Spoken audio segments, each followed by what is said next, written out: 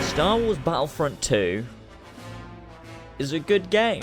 Okay, so I know what you're thinking. Battlefront 2's fucking shit. It's got so many loot boxes in Star Wars Battlefront. But maybe hear me out. I want to try and explain coherently why I feel Battlefront 2 is actually a really good game. Maybe I'll change your mind or maybe not, but regardless, I hope you'll hear me out and at least give me a chance before raging in the comments. But without further ado, I think it's time we get into it.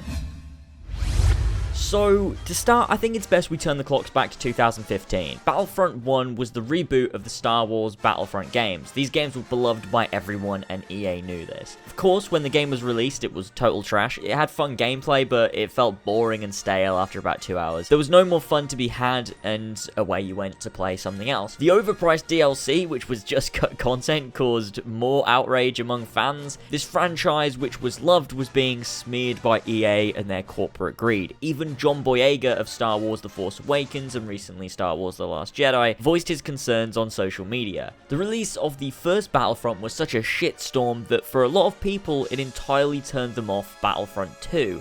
However, plenty of other people were certainly hopeful that they'd at least listen to criticisms.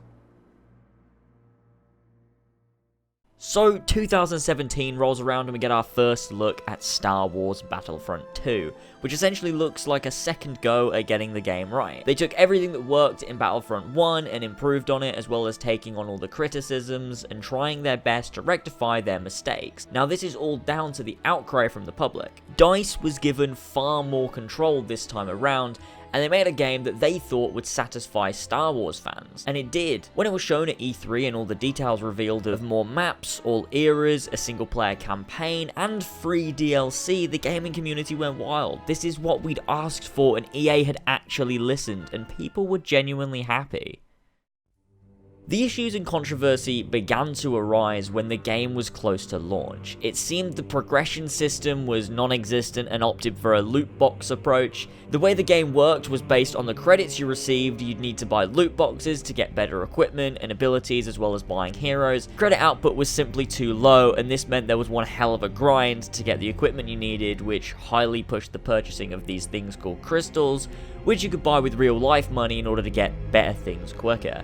The community went into meltdown, boycotting the game, cancelling pre-orders, sending hateful messages to members of EA, DICE, and Star Wars. Everyone was up in arms. A Reddit post by a member of EA has since become the single most downvoted Reddit comment in history. This led to changes being made. As of making this video, January the 7th, 2018, the microtransactions have remained off. We aren't exactly sure what they're going to be doing with them, but we can only hope that they take our advice and keep them off or make them for cosmetic items only. Now, to the main point of my video, after everything I said has been said, why on earth do I think Battlefront 2 is a good game? Well, I've decided to go at this video with the outlook that this is a good game from DICE, and not a bad game from EA. Don't get me wrong, I hate what EA has done. I think it's wrong. I think they've done a lot to dirty an otherwise fantastic game. This video, however, aims to look at what DICE has done and praise their efforts in making a Star Wars game that I've really enjoyed. First up is the improvements. There's a lot of little things like the controls feeling tighter and the graphics having that new lick of paint that a 2-year difference will give, but there's also bigger things like the additions of the prequel era and the new trilogy era, which makes this feel like a whole complete Star Wars game. We also have new hero additions to make this game feel larger, along with a ton of more maps, so there's a lot more variation. I understand there were far more maps on the original Battlefront 2 by Pandemic, but you have to remember it takes far less effort to create those maps than it does for ones of a game in 2017. There's far more to it from a visual and gameplay standpoint. It takes more time, money, and people. The free DLC is great. It means we're getting new additions just for owning the game at no extra cost. I know a lot of people would just prefer having all the content on launch, but I honestly prefer the staggered content. It keeps the game relevant and keeps me coming back to it for new things. I know it's not for everyone, but that's just me. They took on board the fact we wanted a campaign and gave one to us, a new canon story with a whole host of characters and plot points that link up with the movies. I know some people found this campaign bland, and I'd agree in some areas, mostly the hero missions. I found it to be a tad boring, other than the one with Luke. The most fun I had was actually playing as Iden herself, as I actually really like her as a character. There's a few little blips with the writing, but overall I enjoyed the campaign and I'm really happy they've added it. There's plenty of moments that just go to show what can be done with a game in the Star Wars universe. It makes me really disappointed that EA shut down the Visceral game. It's not too long and it's not too short, tons of great moments, a variation in gameplay, and plenty of cinematic Star Wars action with Star Destroyers, Stormtroopers, X-Wings, and TIE Fighters. Fully immerse yourself in the world you're playing.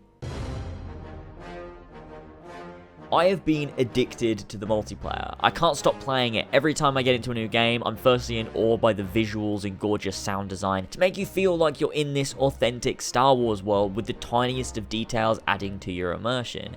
But honestly, the gameplay is just so much fun. There's always a variation in maps and game modes to keep you interested, from Galactic Assault to Heroes vs Villains to Starfighter Assault. Every game feels different. The only huge issue I have is once you finish a game, rather than cycling to a new map, it puts you into the same map, just switch sides. And I get it, it's fair, allowing you to play both sides, but it can get a tad annoying at times. A lot of people have wanted Battlefront 2 to play like the old Battlefront 2, in terms of having all the heroes and abilities from the get-go and ready to just play. And I do get that. I get people want that, but I just feel in this day and age, you can't release a game like that. There needs to be progression, you need to unlock things by playing. And having said that, the progression system in this game is maybe its biggest flaw. By having the abilities attached to star cards, it means you have to open loot boxes in order to get the abilities you want, and to get loot boxes, you need to earn credits from playing. So while there is a play to earn element in the game, it's not really the way anyone would like it, as you're playing to earn random items as opposed to working towards a certain ability or weapon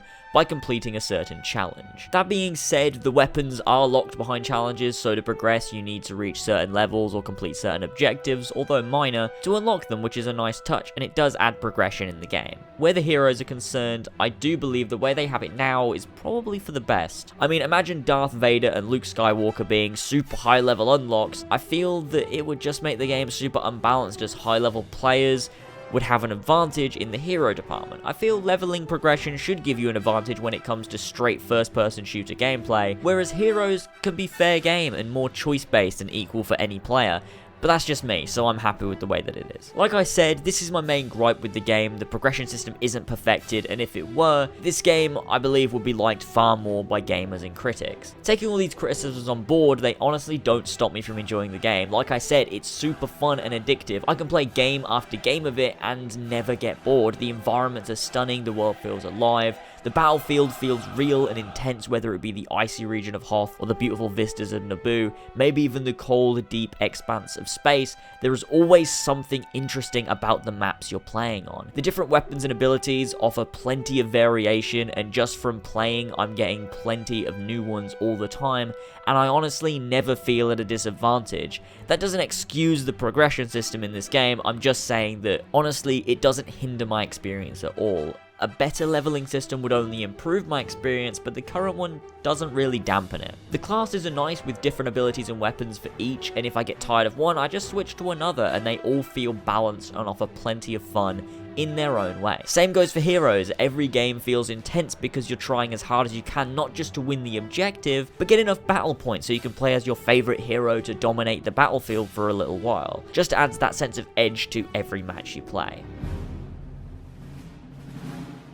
With all this said, there are improvements. It's not a perfect game, and I would like to suggest a few things for the future. Starting off, we need more heroes. There are so many great heroes you can include, like Anakin, Obi-Wan, Ahsoka, Qui-Gon, Dooku, Grievous. I've just realized these are all prequel era. I guess my issue is there's not enough prequel era heroes.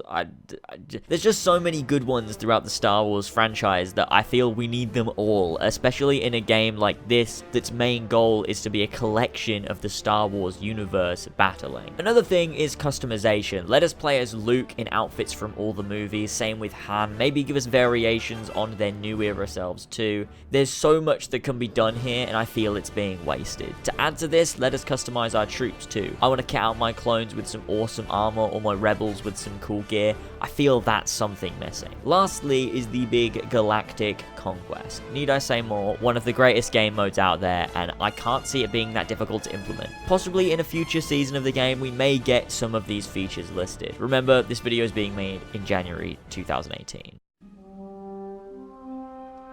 Remember back when the game was announced, everyone loved how it looked and played. They loved that there was a campaign, there was more maps and eras, there was never any controversy or outcry until people found out about the loot box based progression system. I believe there should have been an outcry. I disagree with that system too. But when you look at the evidence, it seems people are now disregarding and disliking the entire game simply based on this single controversy, which I personally don't agree with. I think a game can be great even when clouded with all of this guff that companies like EA dirty their games with. I can see and enjoy Battlefront 2 for what is underneath, a really fun, extensive Star Wars game that can be played for hours and fully immerses you in the Star Wars universe.